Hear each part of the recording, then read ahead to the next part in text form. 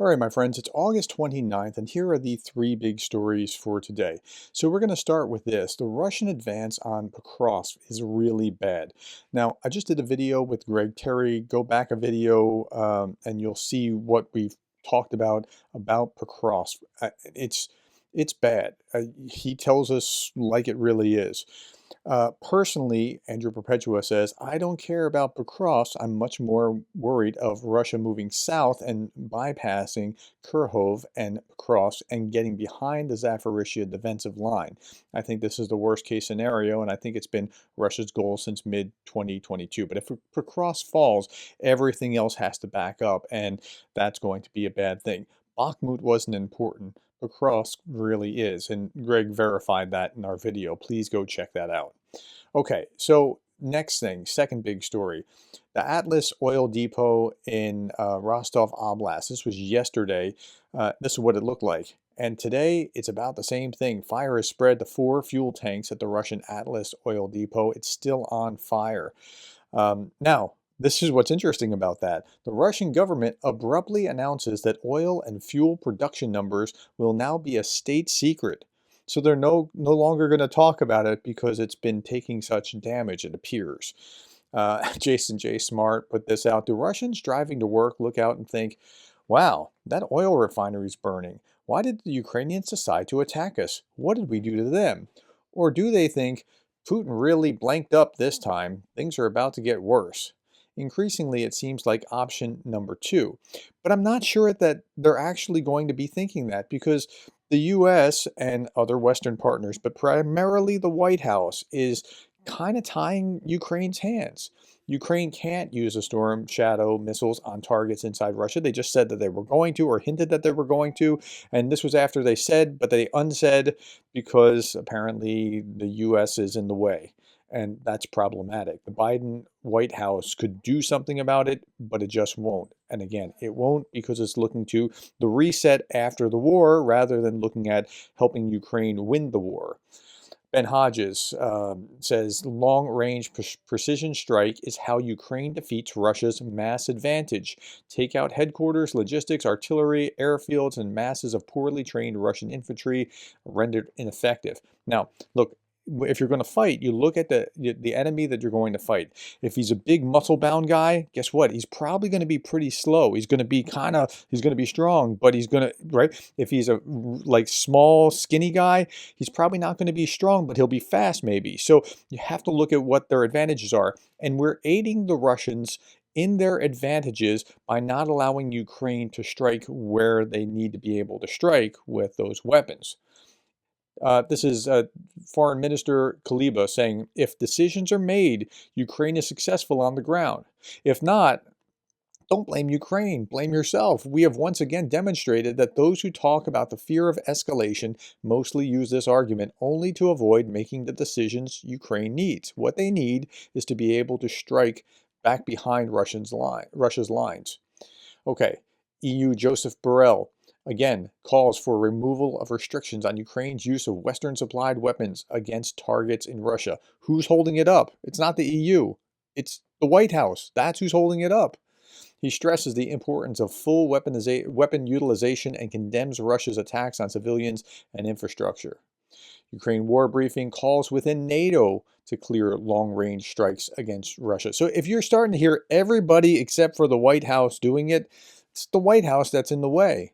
Several NATO countries called for lifting restrictions on Ukraine's use of weapons supplied by Western allies, especially long-range missiles. The NATO chief, Jens Stoltenberg, said members reaffirmed their commitment to stepping up the military aid to Ukraine. We must continue to provide Ukraine with the equipment and munitions it needs to defend itself against Russia's invasion. But it's not just Russia's invasion, it's being able to take the fight into Russia to stop that from happening. Right? This is vital for Ukraine's ability to stay in the fight. No, we want them to win, not just stay in the fight. John Kirby, the coordinator of strategic communications at the White House National Security Council, acknowledged that negotiations with Ukraine regarding the possibility of extending the range of American weapon strikes into Russian territory are ongoing. They remain confidential, but they're not there yet, and who knows when they'll be there.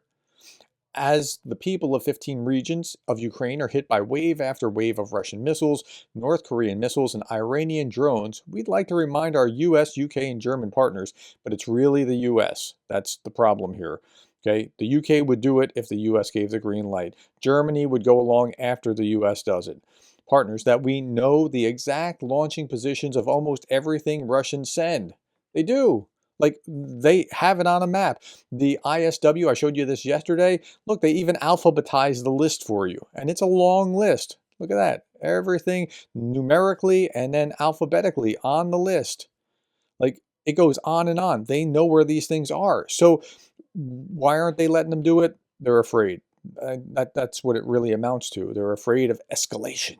General Breedlove said, if we keep doing what we're doing, Ukraine will eventually lose. Because right now we are purposely not giving Ukraine what they need to win. What's wrong with us? That's going to be the big story when this war history is written. Let Ukraine strike deep into Russia and keep the momentum, Kuluba urges EU countries. But it's not the EU that's the problem, it's the US. Following the UK's footsteps, Netherlands tactfully implicates the US by omission, saying the catastrophe being created by limiting Ukraine's ability to strike Russia isn't the Dutch, but the Americans. Now, again, it was tactful. Commander of the Armed Forces of the Netherlands said that Ukraine can use Dutch F-16 fighter jets for military purposes on the territory of Russia. He also called the Ukrainian operation in the Kursk region of the Russian Federation brilliant on a tactical level. Advisor to the head of the Office of President of Ukraine, Mikhailo Podolyak, stated that the range of Ukraine's new missile is 600 to 700 kilometers. So, if the West isn't going to allow it, Ukraine has to do it itself. It's building new ballistic missiles and the missile drone that we just talked about for the last couple days, 600 to 700 kilometers, as the president said. But I think this is all a question that we will see when they will work effectively. So we're just waiting for them to roll out and see what they can actually hit, because apparently Putin has been successful at deterring Biden. Okay, in other news, Ukraine successfully restructures a $20 billion debt. I don't think there's much to worry about there. The West is backing Ukraine and bankrolling them, and you'll see things like, even in Pravda, they were talking about how the EU is sending 1.4 billion from frozen Russian assets. Yes, they're griping about it, but you can see that clearly they'll be okay financially. So the lights won't get turned off because of finances. It's because of lack of air defense artillery and a lack of being able to prosecute Russia within Russia to back them up. Okay, here's an article in The Guardian. Ukraine prepares for winter power cuts after Russian attacks on the energy sector. While much of Ukraine is still experiencing the tail end of a very hot summer, this week's strikes have brought into focus concerns about the hard, colder months that lie ahead. This winter is going to be tough.